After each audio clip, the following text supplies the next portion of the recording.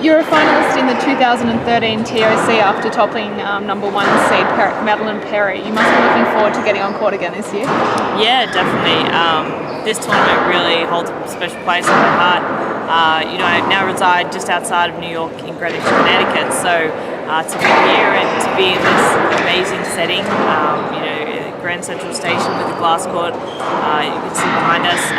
It's fantastic, and thank you to John Nimick and the team for making the women's event, upping the women's event to a gold this year. It's fantastic.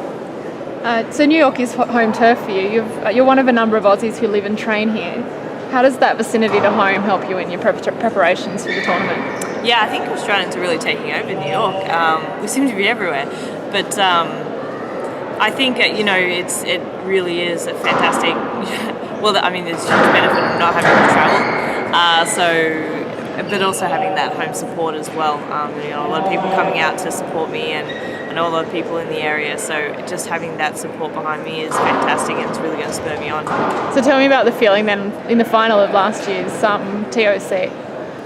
The atmosphere was just absolutely fantastic, and I had my coach there, Ronnie Martin. So there's huge benefits of that as well.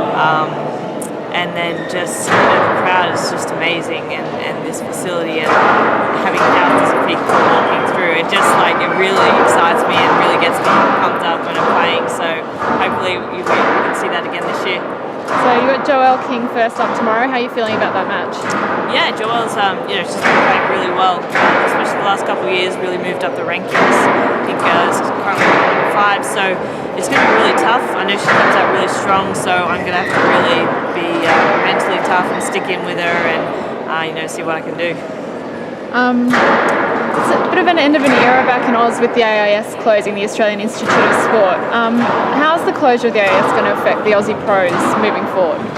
Yeah, I think there's a different structure in place in Australia, and it makes the associations more responsible and more accountable. So I think the players still get that support, and they will still have the support of Squash Australia, which is fantastic. It's just going to be a different system, and see how that will work out.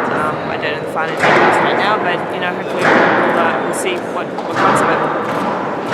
Commonwealth Games are coming up in July. What feelings do you have about that?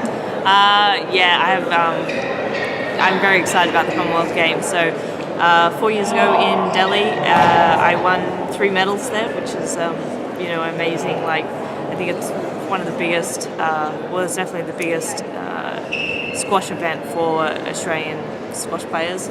So I'm really excited about it. Can't wait to go to Glasgow and compete.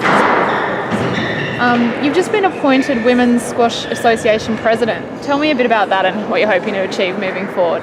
Yeah, it's a huge honour to be president, and so that was just announced last night, and I'm really excited to be working with the staff and with the fellow directors, and really to try and grow the tour, and I'm really excited about this year and what we can achieve with that.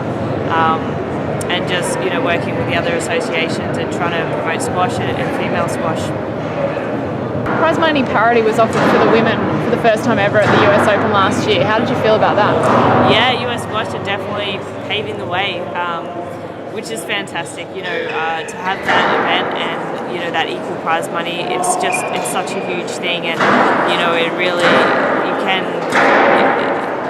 Equal it with what they did with tennis, so it is just a huge stepping stone for women's squash, and thank you to US Squash for setting that up, and especially the Delaware US Open, which I really love that tournament in Philadelphia, and with my sponsor Delaware Investments being part of that.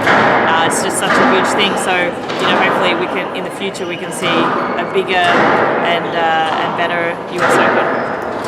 And great news that the World Championships are back on for the women. It was looking a little precarious there for a while.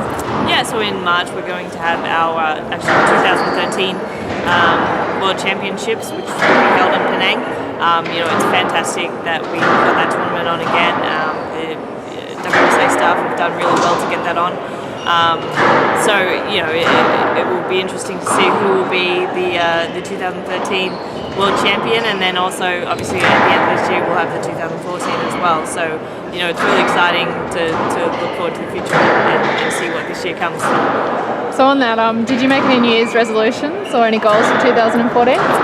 Obviously I've got a lot going on, so obviously we want to continue to grow women's squash, and I just want to do everything I can to promote the sport, to promote healthy living and things like that, and just enjoy playing the game and loving what I do, and which comes pretty easy. So I'm just really looking forward to this event. Great, thanks so much. Good luck in your match against Joelle tomorrow. Thank you very much. Thanks, Kasey.